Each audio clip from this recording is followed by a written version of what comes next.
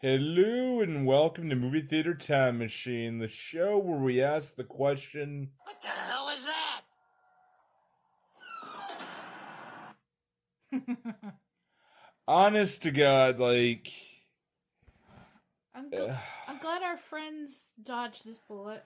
yeah, Joss and Dan are not available for this review. We're glad to go ahead and do this ourselves, but That means we actually had to watch the movie. oh, Jesus Christ, this was bad. I kind of had a bad feeling. I mean, okay, it's like all complex and stuff, they say. It won an award, I think. I was like, we're not going to give really much effort for this one. It was a bunch of confusing stuff. Yeah. Like, this was... wow. Like, why was there a party and a gunman suddenly? I don't get it. Yeah, yeah. Like, listen to this, folks. Like, this movie, Primer, in 2004, an independent movie that was written, directed, produced, starring, edited, and music was written by Shane Carruth. Also starring David Sullivan. Does this sound a little familiar to anyone who has been a long time, listener? Are you comparing him to Tommy Wiseau? Abso-fucking-lutely. Abso-fucking-lutely. This is It's not that, but alright. At least the room was amusing. The Room... There is an actual thing. Shane Carruth, born 1972. This is from his wiki page. Carruth, bizarre filmmaking, and technique. Director Steven Soderbergh told Entertainment Weekly, "I believe Shane is the legitimate offspring of David Lynch and Tommy Wiseau mixed in with James Cameron." That just makes it sound a lot more interesting than it was. At least it was only 70 minutes. 77 minutes. Time I cannot get back. Because I don't have a storage locker that I can go lie in for 6 hours until the time loop resets. But, darling, we do this together. Okay. We do this together on our anniversary. Oh, man. On this, the day of our anniversary, we do this together. My darling. I had to look up a chart about this weird time loop thing. Yeah. This time loop, for people who, and if you know anything about like electronics, this movie came with a schematic. Well, I don't know if it's official or anything. You need a schematic in order to understand this. It reminds me of like back in high school when I had an electronics class, and we learned how to wire things, and we learned by looking at schematics, which is basically, for layman term, basically like a map that had an outline. People know what a schematic is. I'm just really dumbing it down a bit, but it's just because your brain feels like pudding after this. Yes. Because you need to dumb things down a bit, but it's like an outline of what the piece should look like, and you follow along. If you have to have a schematic to watch a fucking movie, this hurt. Well, to be fair, there was a schematic in Back to the Future too, but it was just a split timeline. It wasn't that, yes, but they did that, and it also went ahead and it comedically worked later.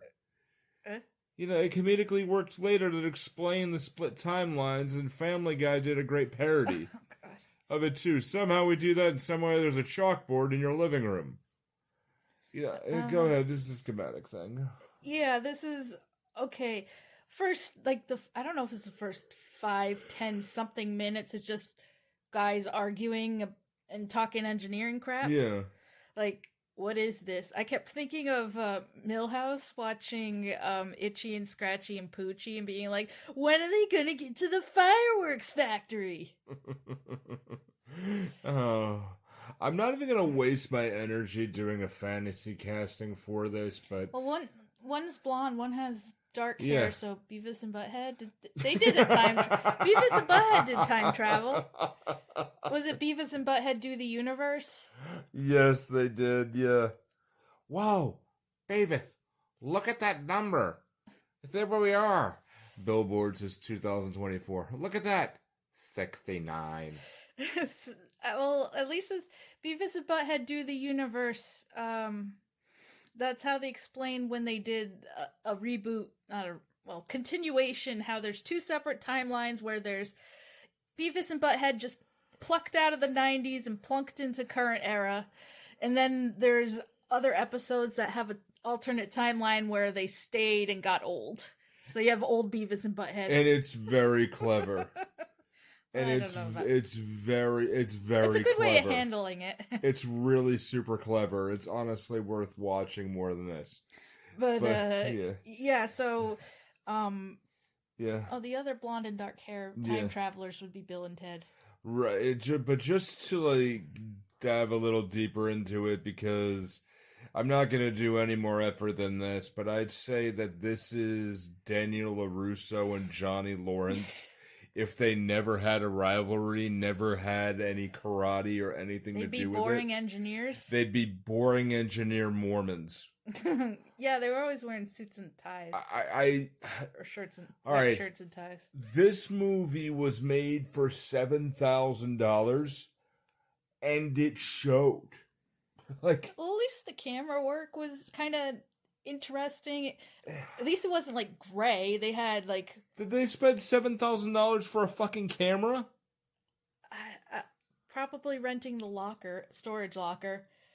Okay, $7,000 to yeah. Because it's really slow at the start. Like there's this tiny machine, no idea what the fuck it's supposed to do, no idea what the fuck why they're talking about what parts they need for what and batteries, and then they slowly discover that they stuck a Weeble in the machine, and apparently it accumulated fungus, the kind of fungus growth that would only happen over like 5 or 6 years. And then there's talk about loops and the number 1300. And did that happen? Yeah, that was at you were looking like you were gonna fall asleep. Really? Yeah, because they had to go, rather than we discovered time travel, they had to go to this scientist and this scientist to be like, well, this amount of growth of fungus that you found on your Weeble is like 5 to 6 years worth. Do we have to go through all these steps? No. No, I really don't want to. So I guess at some point, Abe is the blonde one. Abe turns a storage locker into a big version of one of these machines. And according to this chart, it's, let's see, you have the original person gonna time travel, activates a delayed switch and leaves the area to avoid encountering his double. Then the double exits the machine after it starts and goes doing stuff like buying stocks. And then the original checks the stocks and prepares to go back. They go back into the box. It says here, join the loop time stream inside.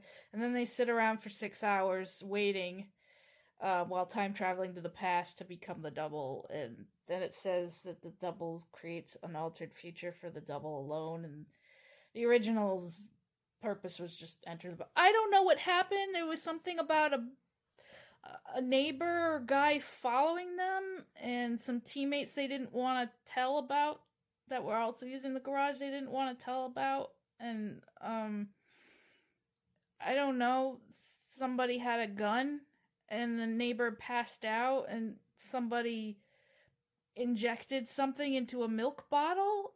I don't know. Yeah. And I don't know why or what happened or why they went to a party to stop a gunman I don't think we saw a party before. I don't know. And then they're going to go fly away. One of them's going to go fly away forever. And the other one is like, I have family. Fuck you. Yeah, that the only thing I could think of is with the gunman, like when that happened. Who was that even? that happened with one of the loops that they figured it out, and then somebody must have got hurt, and they went back in and went backwards to try to correct that problem. But you could only go back as far as you originally set the machine. When one Right. guy was, Abe was like, "Oh yeah, I come in there at 5 and turn the machine on just in case." Something about a kid setting off car alarms by hitting them with newspaper. Yeah, they was waking them. Yeah, he was waking them up, and Or just did being that a turn out punk to ass be? kid. Oh, Just being a punk ass kid, really, and just they wouldn't get sleep, so it threw them off. That was the whole point of that. And I do remember people doing that. doing what? Time traveling? And... No. Like, that would go down the street in the really wee hours just to try to set as many car alarms off as they could. Does the wiki say what the hell happened? No. Okay. No, it doesn't. Honestly, this is bad. This is bad. I mean, it's something you pretty much covered the whole thing. I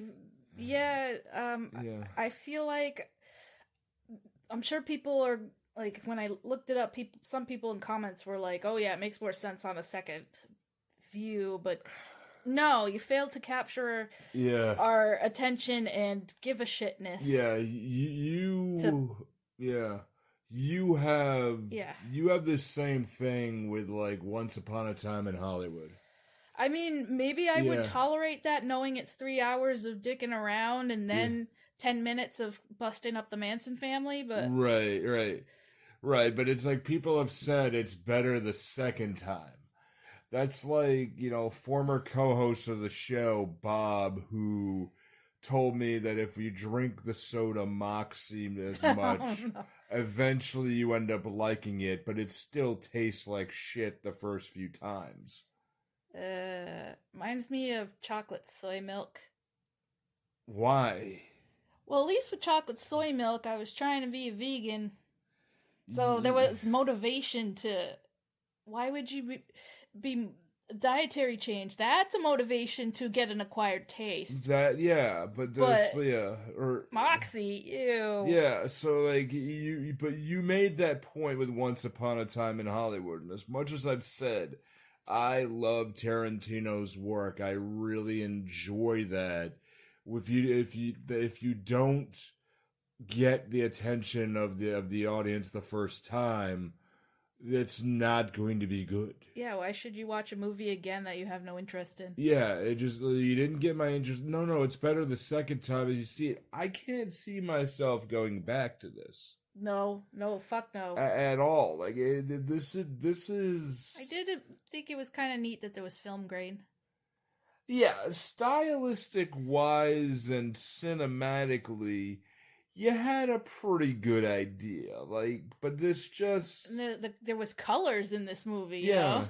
Right. It wasn't like, grim TV shows that are shot in mostly blue. Yeah, like you had this and suddenly somebody has a wife there, and then she goes away. And, but Abe had a wife and a kid. Oh, he did? Was it Abe, or was it the other guy? Doesn't matter. Brown hair or blonde hair? Brown hair, I think. Oh, okay. That was the guy who did the whole thing. Probably was his actual wife, although the wiki doesn't say shit. But if I was writing a movie, I wouldn't write my character saying an F slur out of nowhere. Right. Like, what the fuck? Yeah. I mean, I made a better version of of stupid movie. Like, I remember when I did that Just Leave Me Alone thing. Oh, in high school? In high school, yeah. Oh, that was... What the fuck was that? Yeah, right. It was like 25 years later, it's a really odd piece of shit, but for, realizing I had to put something together for a project for English class. And I wrote this story about a kid who was sick of his parents, and his dead grandma came to visit him and then gave him the power to be able to make them go invisible. Just think about the person gone and then point. Like, you could see in the video, my grandmother is reading the script in her hands while she's doing it. That is... Like, and this was all where I figured out over those over-the-shoulder Boulder cameras.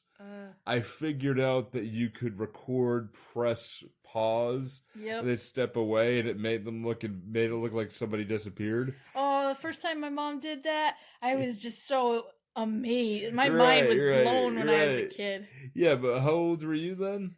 I don't fucking know. Yeah, but it just like I did that, and then 9? the whole yeah, but it's 8? still okay. So that makes sense. But I mean, the whole thing, like my dad's in there. My dad is very clearly reading the script while he did this, and then I did the whole thing, and my parents and my grandma helped me out, which they were happy to do so. And then I got put on a suicide watch. Oh, God. By the school because it freaked out a bunch of people wondering if I was depressed and wanted to kill my parents. Wow. Yeah, that was better than this. No. A teen angst movie. That was better than this? Yes, it was. Because it was shorter? It was 12 minutes, I believe. And I think we've run the length of the length of this review is longer than that itself. But I